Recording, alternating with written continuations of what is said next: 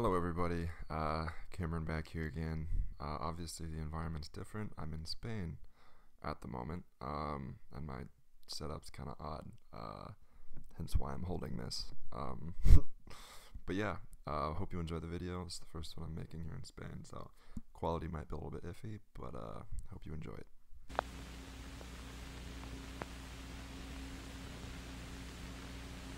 Okay, so castles in the modern day are really not something you see every day, and I'd go as far as to say that they're not something that most people will ever see in their lives at all. If you live in the Americas, for example, the ideas of castles is generally just some sort of medieval fantasy. Well, they obviously do exist, and there are a lot of them that still exist in various forms of upkeep in Europe. Today we are going to be taking a look at one of those, El Castillo de Manzanares el Real. This is a castle just north of Madrid, Spain, that I had the pleasure of visiting recently. We are going to talk about the history of the castle and later discuss what it is like today and what it is used for. So let's armor up and get into this thing. So an important thing to note here is that the castles in Europe were generally constructed by the noble class to serve as fortresses from which they would conduct their duties, whatever that may have been depending on the country, government, etc. These fortresses with thick stone walls were virtually impenetrable to all forms of warfare at their inception around 1000 AD in Europe, and would go on to be a staple until the development of heavier and more destructive cannons around the 17th and 18th centuries. Thus, they eventually died out, and most fell into disuse and ruin, with a large amount being lost to time. But I'll come back to that point later. Right now, let's get into the history of El Castillo de Manzanares.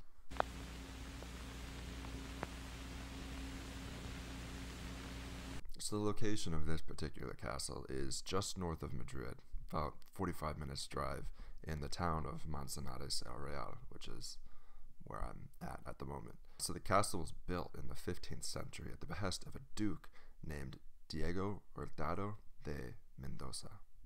The castle's design was assisted by a famous architect named Juan Guas. Interestingly, the castle was constructed in between two different eras, that of the medieval and that of the Renaissance. Typical castles of a medieval style prioritized defensive capability over comfortability. Being between the two allowed the castle to maintain that, while also having some of the more Renaissance aspects, such as large rooms, magnificent views, and more, making it a bit more of a palace than a fortified castle.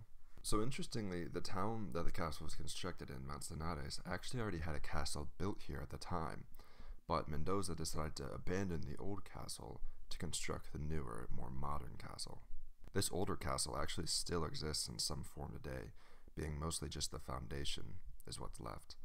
After its abandonment, it fell into years and years of neglect and deconstruction.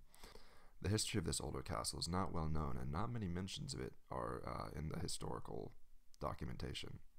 Much of the materials from this old castle were actually utilized in the construction of the newer castle by Mendoza. So Diego Hurtado de Mendoza lived in this newer castle that he had built until his death around the year 1497. His son and heir, after his death, decided to move the family to Guadalajara, where they were building a new palace at the time. Thus, after very little use, the Castillo de Manzanares el Real was effectively abandoned in 1530 after less than a century of use. The majority of the castle then began to fall into ruin, and by the 20th century, the center and most of the battlements were completely ruined.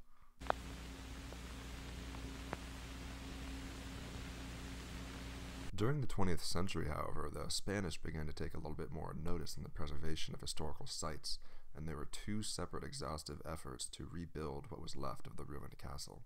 Both of these had different goals and architects, however both with the intention to restore the castle to what it would have looked like at its inception, using architectural styles of the period to make it accurate.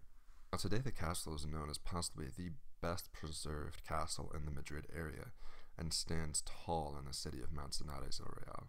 The interior has been converted into a museum today for all visitors to enjoy and to learn about the rich history and lives of the upper classes of Spain hundreds of years ago. It is certainly worth a visit if you are ever in the Madrid area, as it is a very short drive or bus ride. You can also enjoy the hiking in the nearby mountains or grabbing a beer or some tapas in town. Alright y'all, I hope you enjoyed this video. As I'm currently in Spain, as I mentioned before, I've been pretty busy with stuff here, so I haven't had a lot of time to make a video. So this one's kind of Not the longest one I've made, but I'm trying. So also, if you like stuff like this, I might possibly be traveling to some other really cool places in Spain that are nearby, that have a lot of other really cool historical stuff. Think Roman aqueducts. Yeah, those are cool. Anyway, so if you like this and want more videos like this, leave a like, subscribe, leave a comment, and I'll try and get another one out as soon as I can. But until then, thank you all for watching. I really do appreciate it. And as always, I will see you on the flip side.